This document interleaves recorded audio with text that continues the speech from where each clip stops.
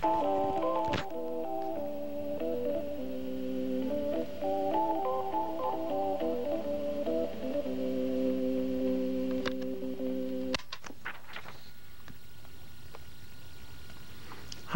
my name is Ron Acosta. I was born and raised in Los Angeles, and that right next or close to Vidius is a bowling alley. But in the 30s and 40s and 50s, it was a boxing and wrestling arena, and such luminous wrestlers as Gorgeous George, the Mask Kruger, and other famous wrestlers used to wrestle. In fact, on Friday nights, Steve Allen was a disc jockey at the local radio station KNX, and at 10 o'clock on Friday nights he had a half-hour show from the wrestling from the Ocean Park Arena. That was a celebrity who used to come a lot was Kim Novak. What really happened was that she was publicizing a picture at Columbia. She was a starlet, and she was dressed in pink, and her hair was pink, blonde hair with a pink tint, and that was a really a big deal. When she walked in, there was a very small arena. I don't know, maybe about 800 people, and just silence when she walked in. And Jane Mansfield, when she was just coming up, and a whole bunch of Groucho Marx used to be a regular. Frank Sinatra when he was in town. George Raft was almost a regular. I used to sell programs there, and George Raft sometimes bought programs for me, and that was a big deal when you're about 8 years old and a big movie star like George Raft came in. My family had a television set, a little black and white, and that was I was sort of the man, because not many people in the neighborhood had television sets. KTLA was the first real station, and that was before NBC or ABC, and they sort of pioneered nighttime television. Television used to just come on at 7 o'clock.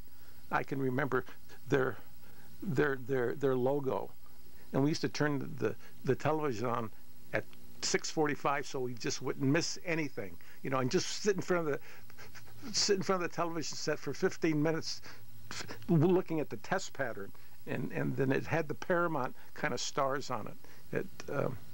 And there were so many personalities in those days that they had Dick Lane with the wrestling, and somebody that's really forgotten also on Sunday nights was Mike Stokely and the Pantomime Quiz, where they actually had celebrities playing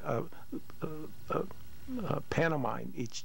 That was called the Pantomime Quiz, and that was really good. That was before the comedy, the Colgate Hour or Ed Sullivan, or this was in the late 40s. And somebody else that was really popular was on Saturday nights. This is before Lawrence Welk on Aragon Ballroom on Lick Pier. There was Spade Cooley at the Monica Ballroom on Santa Monica Pier, and he was sponsored by the Kelly Car Company. And he was so what should I say, so much into himself. Dick Lane, he did the wrestling matches, and he did the announcing at Spade Cooley, and he did like "Whoa, Nelly."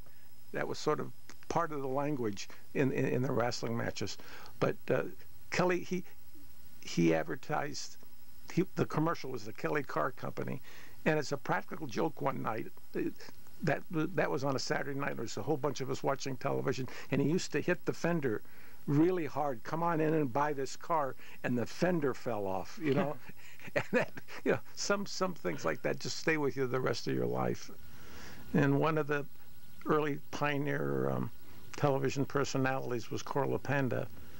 He was really a different kind of person. No one had ever seen anybody like that. In fact, especially in my household, there was really great discussion between my dad and mom whether he was a male or female. And I didn't know. Sometimes I thought he was a male, and sometimes I thought he was a female. He might have been a practical mystic for all I know. he was really different. He's the only person before or after that ever played the organ and the piano at the same time. That was somewhat of a novelty. He's the only person before or after that would look into the camera and just sort of look at it and not, you didn't know if he was looking at you. Now, I was only about 13, 14, or 15. It was in the late 40s when television was first coming out. And so he was quite a novelty. Many years later, I had a girl acquaintance at a party. Many years later, we were talking about early television, and his name came up. And this one, we were in our 60s at that time, because I was born in 1934, and I went to kindergarten with her and all the way through school.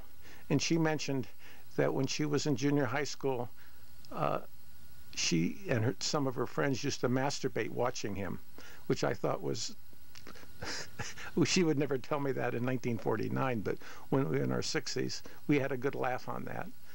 He looked into the television lens, and he looked like right through you, and you had the feeling that he was looking at you personally.